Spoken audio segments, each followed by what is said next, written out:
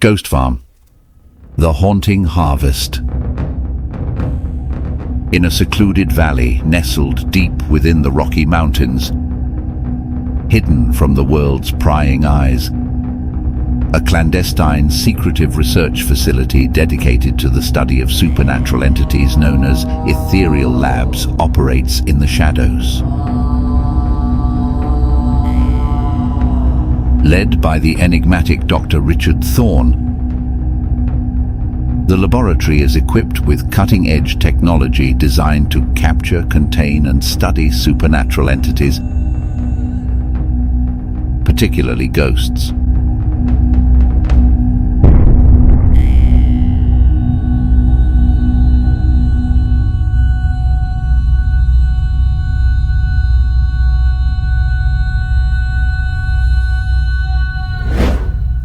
The brilliant and enigmatic director has devoted his life to unraveling the mysteries of the afterlife, driven by a personal tragedy that haunts him to this day. Dr. Thorne's obsession with the paranormal began years ago when his beloved, loyal German shepherd dog named Max passed away.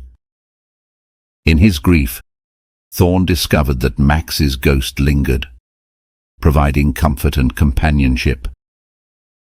However, when Max's spectral form finally found peace and vanished, Thorne was left devastated once more.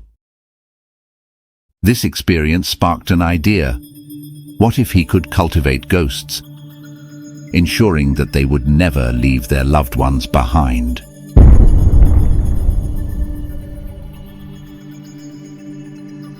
Because ghosts do not feel pain, Thorne believed that this would be a comfortable existence for them, allowing them to continue their purpose without the burden of physical suffering.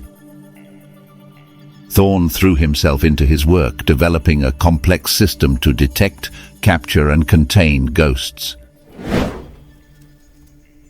He assembled a team of brilliant scientists who shared his passion for the paranormal,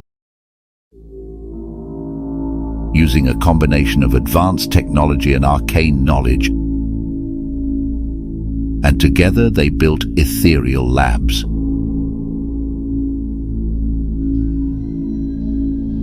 The facility houses a unique farm where they raise the ghosts of dogs, cats, and even plants. The spectral cats help to ward off evil spirits, while the ghostly dogs serve as loyal guardians. The ethereal plants, with their soothing presence, relieve stress and lift curses. As Ethereal Labs grows, so does its collection of ghostly entities, fueled by Dr. Thorne's deepening obsession with the paranormal. The once small research facility now houses a vast array of spectral beings, each carefully cultivated and studied by the driven scientist and his team. Thorne and his team work tirelessly to unravel the mysteries of the afterlife. He pushes the boundaries of science and ethics, conducting experiments on the captured ghosts to harness their energy and unlock the secrets of the universe. In a chilling monologue, Dr. Thorne reveals his true intentions, his voice filled with the unsettling mix of determination and madness. Too long, humanity has been at the mercy of death, watching helplessly as our loved ones slip away into the void. But no more. With the power of Ethereal Labs, we will not only conquer death, but harness its energy to shape the very fabric of reality. Imagine a world where the dead walk among us, not as mindless zombies, but as loyal companions and protectors. A world where the boundaries between life and death are nothing more than a thin veil, easily manipulated by those with the knowledge and the will to do so. That world is within our grasp, and I will stop at nothing to make it a reality. His words echo through the halls of the facility, a testament to the depths of his obsession and the lengths he will go to achieve his goals. The once noble pursuit of understanding the afterlife has twisted into something darker, more dangerous, and the consequences of his actions are about to be felt by all. From the ghostly cats that prowl the halls, warding off evil spirits, to the ethereal dogs that serve as loyal guardians,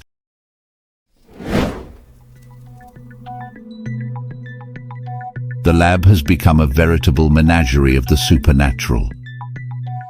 Even the ghostly plants with their soothing presence play a role in Thorn's grand vision, helping to relieve stress and lift curses. As the collection expands, so too does the scope of Thorn's ambition as he pushes the boundaries of science and ethics in his relentless pursuit of understanding and harnessing the power of the afterlife.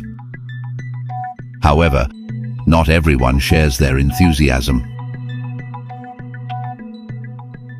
Marcus Wright, a tenacious journalist, receives an anonymous tip about strange activities at the remote research facility. Driven by curiosity and a thirst to uncover the truth, as Marcus delves deeper into his investigation of Ethereal labs, he finds himself entangled in a sinister world that surpasses even his darkest imaginings.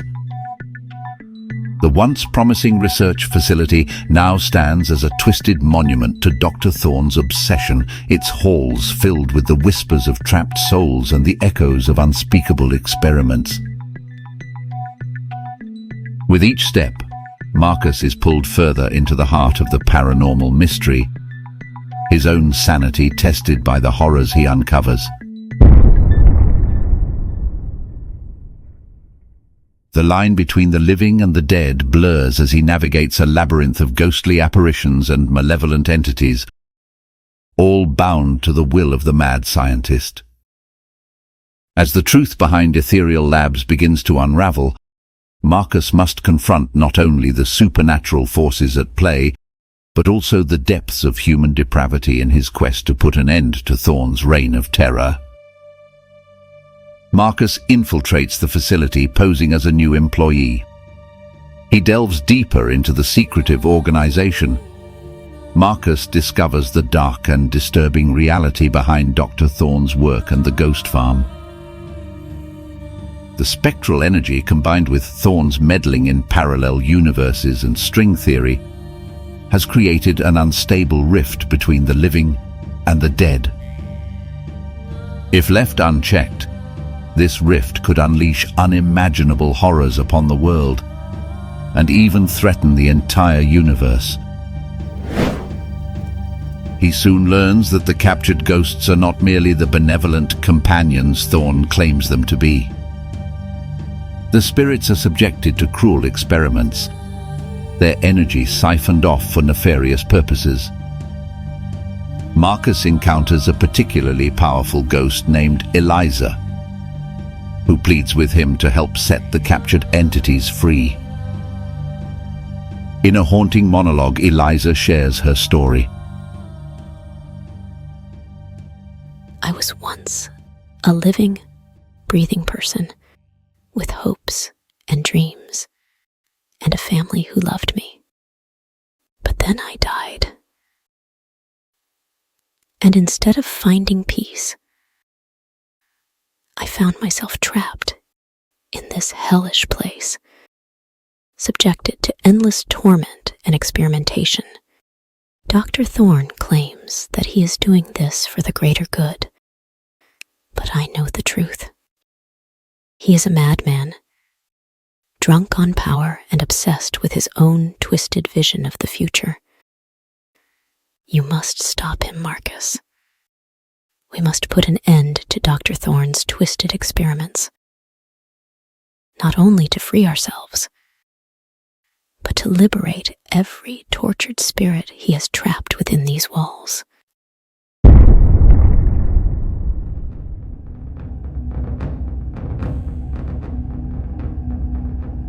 As the situation escalates, Marcus and Eliza race against time to stop Dr. Thorn.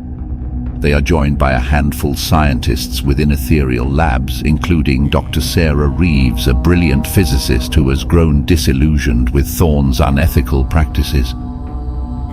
In a tense monologue, Sarah reveals the true extent of the danger they face. Dr. Thorne's experiments have gone too far. He is tampering with forces beyond his control, ripping holes in the fabric of space and time. If we don't stop him, the consequences could be catastrophic. We're not just talking about the end of Ethereal labs or even the end of the world. We're talking about the collapse of the entire universe, replaced by a nightmarish realm where the dead reign supreme and the living are little more than playthings for their amusement. We have to act now before it's too late.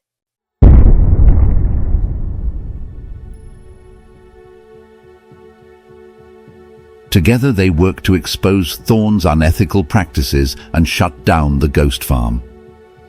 They must navigate a treacherous landscape of paranormal phenomena and moral ambiguity, battling not only Thorne's forces but also their own fears and doubts. Marcus and Eliza and Sarah confront Dr. Thorne within the heart of Ethereal labs. Amidst a maelstrom of spectral energy and colliding universes, they struggle to close the rift and release the captured ghosts. The fate of the world hangs in the balance as they face the consequences of tampering with forces beyond human comprehension. As the dust settles, the survivors must grapple with the aftermath of their actions.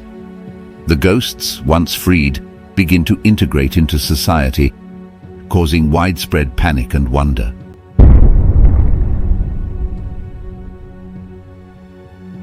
The government steps in, attempting to regulate and control the spectral population, leading to a new era of political and social upheaval. Marcus, Eliza, and Sarah become reluctant heroes, navigating the complex landscape of a world forever changed by the existence of ghosts. They must confront the ethical implications of their actions and the responsibility that comes with unleashing such power upon the world. In a final chilling monologue, Marcus reflects on the events that have transpired and the uncertain future that lies ahead. We thought we were saving the world, but in truth, we may have damned it. The ghosts are among us now, and there's no going back. Some see them as a miracle, a second chance at life. Others see them as an abomination, a violation of the natural order. And then there are those who would seek to exploit them, to use their power for their own gain. I fear that in our quest to conquer death, we may have unleashed something far worse. But one thing is certain, the world will never be the same again. And it's up to us to ensure that the future we've created is one worth living in. The Ghost Farm is a chilling and gripping story that explores the depths of grief, the boundaries of science, and the price of playing God. That will challenge one's perception of the boundaries between life and death, questioning the nature of reality and the true cost of holding on to the past. As the characters grapple with the consequences of their choices, they must also confront the fundamental questions of what it means to be human in a world where the line between life and death has been blurred. The story delves into the depths of human grief, obsession, and the desperate lengths some will go to in order to maintain a connection with those they have lost. As the narrative unfolds, the very fabric of reality is called into question, blurring the lines between the tangible world and the realm of the supernatural. Through the lens of Dr. Thorne's twisted experiments and the heroic efforts of those who oppose him, Ghost Farm's story explores the moral and ethical dilemmas that arise when science and the paranormal collide. Ultimately, this haunting story serves as a cautionary tale, reminding us of the importance of accepting the finality of death and the need to move forward, even in the face of unimaginable loss. Leaving to ponder the eternal question, just because we can, does it mean we should?